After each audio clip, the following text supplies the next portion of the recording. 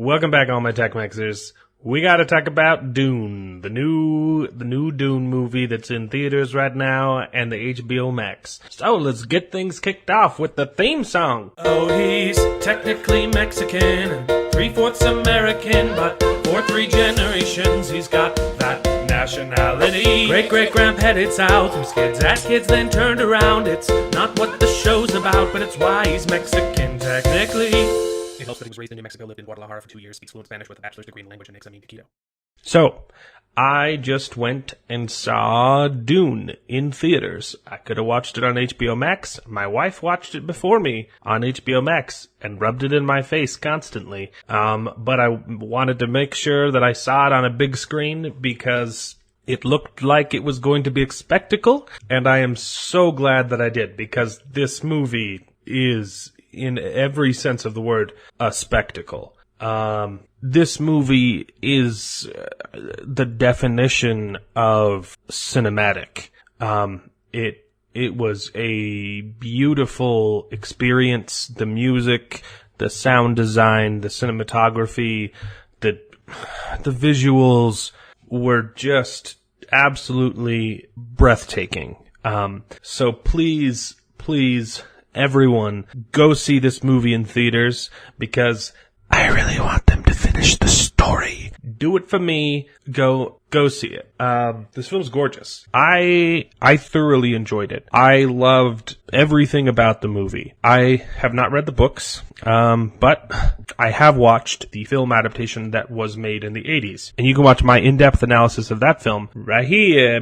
The 80s film is also quite interesting visually, but it is very lacking in terms of storytelling and world building. It just goes by way too fast and doesn't explain anything. And in fact, the funny thing was, watching this new version in theaters explained a bunch of questions that I had about the first movie. So there were a bunch of quirky world building elements that were included in the 80s film that were not explained in the 80s film, so they didn't make any sense. And I just kept saying, what is this for? And it's an interesting thing that's happening, but I don't know why, and so it doesn't make sense. For instance, there's a scene where one of the bad guys is talking to one of his lackeys, and as he's talking, he's doing sign language with his hand, but it doesn't look like sign language. It's super weird, and what's going on? Turns out the person he's talking to is deaf. It never says so. It never tells you that in the 80s movie, but it tells you that in the new movie. And sign language is actually a big part of the film. There's characters that are constantly signing behind their back to secretly communicate with other people. So sign language is a big thing in the future. That was super cool. Made no sense when I first saw it in the first film, and then I saw it and it's oh, it clicked. Wow. One of the weirdest things in the 80s movie is every time that Paul Atreides, the main character, had a vision, because he has lots of visions, there was always a big hand that would, an actual human hand that would come up as part of his vision, and you're like, okay, that's an interesting image. Are you going to explain it? Never explained why there's a hand. Turns out that it was symbolically representing one of the moons of Arrakis, or Dune. It has 2 moons, and one of them has a big scar on the face of the moon in the shape of a hand. And that moon happens to be called the Muad'Dib, which is the name that Paul Atreides eventually takes on as he becomes the Messiah figure for the story. And so the imagery of the hand in the original 80s movies, it was super symbolic. It just didn't make any sense because they didn't explain it. And then watching this movie, I was like, oh, that's why they did the thing. And there were lots of moments like that where just instant clarity of this is explained so much better. And that was a note that my wife also had. She talked to me about the film because I made her watch the 80s version with me, and she got mad at me because it was terrible, and then watched the other one without me. And she was like, my favorite part of the new movie is how it wasn't terrible and how it actually made sense. Yeah. So the new movie adds so much clarity, and it's explained very well. Okay, the new movie is so much clearer than the 80s film. The way that the way that it chooses to give exposition is seamless, because this is a complicated world. And it's a complicated story with a lot of intricate details that the viewer needs to know to understand the story. And so exposition is necessary. You need an info dump. And the first movie just dumps it on you through narration. But this movie gives it to you through context clues.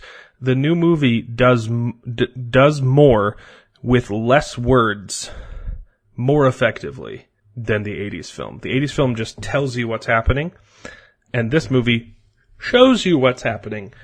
It's brilliant. The only time they actually just straight up tell you is like information that would be very hard to convey through dialogue, and they do it geniusly through a textbook.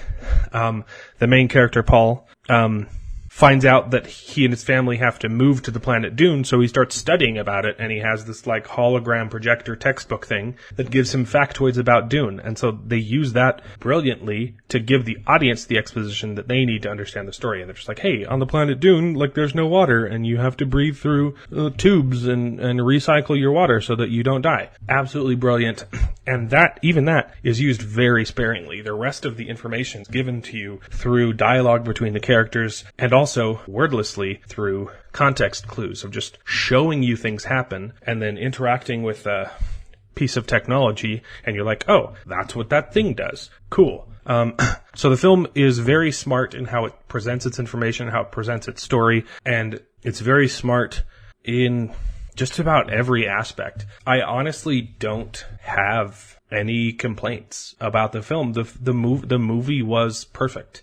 And I've talked to a couple people who have read the book, and they said it is the perfect adaptation, which is crazy, because the book is crazy and insanely difficult to adapt. From anyone who's read it, that's what they'll say. So I just gotta give kudos to this film, and to the director, Denis Villeneuve, or however the heck that's pronounced. He did a fantastic job of giving us a beautifully rich world with a great story, and executing it in a way that was fascinating, gripping, and just a beautiful, beautiful experience. My biggest concern with the film is that it needs to make money so that they can finish the story, so they can make part 2 and maybe 3. It's kind of unclear if they're going for 2 or 3 films. I don't know. But I want them to be able to finish the story. And the scary part of that is that it was simultaneously released on HBO Max. So that's definitely going to take some money from the box office. And it might discourage the creators from making part 2, which would be very, very sad. However, I'm hoping, this is what I think, and simultaneously hoping is true. I don't think that HBO cares that they potentially might lose money on this film, because like a couple days before its release, they announced insanely that the movie would be released a day early on HBO Max, which originally it was going to be the same day, and then they're like, oh, you can watch it now before it's even in theaters, which is the craziest thing I've ever heard of, because you're definitely going to lose money now. But because of that decision, I think it kind of showed their hand, and that they don't care if they lose money, and that Dune is one of the tent poles that they're using to draw people into subscribing to HBO Max. They're willing to take a hit at the box office for permanent, consistent revenue via HBO Max. And this is going to be one of their tentpole contents, very, very much so comparable to Zack Snyder's Justice League, in that we're doing this just for the platform to get people to sign up. So that small action of moving it a day up gives me a little bit of hope that they're like, we don't care if we lose money, we'll still make the rest of the films. But it is still concerning, because people need to watch this movie. I need people to watch this movie so I can see the rest of it. And that leads to like my biggest concern about the film is I don't know if it has broad mainstream appeal. Dune, this movie is definitely not the new Star Wars.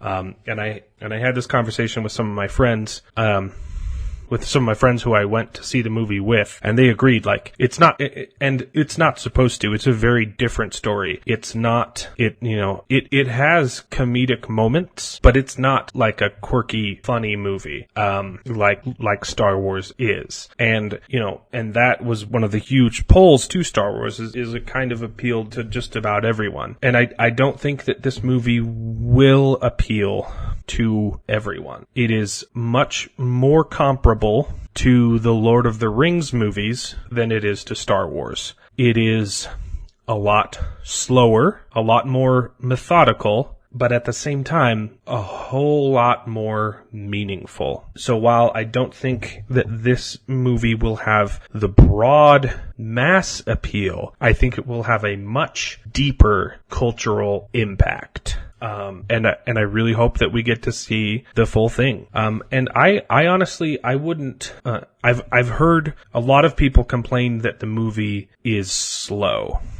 And I would disagree. The movie is long and it is purposeful, but it really isn't that slow. The story is constantly moving forward, and it's methodical in that movement, and every single thing that happens on screen happens for a reason. And so I would not call it slow. I would call it methodical. And it honestly, it was a beautiful, beautiful experience. All of the friends I went with who saw it with me had an absolute blast. I was with one friend who didn't know anything, hadn't read the book, hadn't seen any of the old movies, and he said it was fantastic. Granted, I am only friends with nerds, so it has that plus. But we went to go see it at 10 o'clock in the morning on Saturday, like a good 2 days after it had already been released, in a very early matinee showing, and the theater was sold out. And people seemed to be having a good time. There were several moments where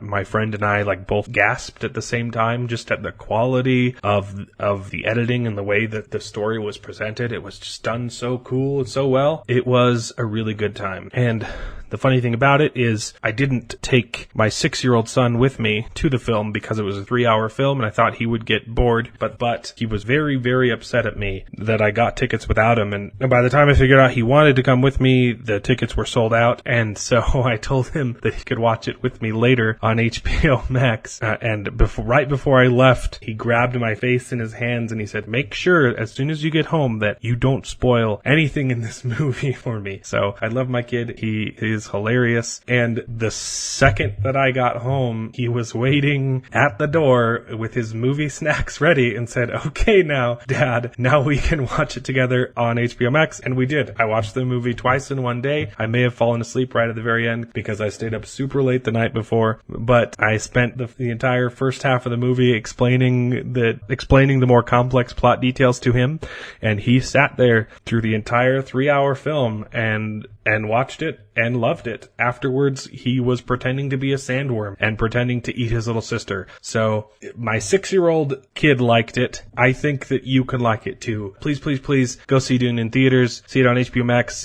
Watch it as many times as you want, because we need them to keep going. So I'll see you around. I am planning on reading the book. It has been on my TBR for quite some time. I just haven't gotten around to it. And I think it will be the next thing that I read after I finish The Eye of the World and talk about The Wheel of Time. I will probably start Dune. And so I will be doing a video on the book, and I am planning another video with my friends who have already read the book and comparing the quality of the film between someone who has read the book and someone who hasn't. So if you're interested in that, look forward to those in the future. Don't forget to hit like and subscribe on this video. I really need to reach 1,000 subscribers so that I can become monetized, so that I can make money, so that my family doesn't starve. And we'll catch you next time. There's bound to be more Wheel of Time news coming up, and I'm working on a very long form Lord of the Rings project that is taking absolutely forever to edit. So look forward to that, and we'll see you around.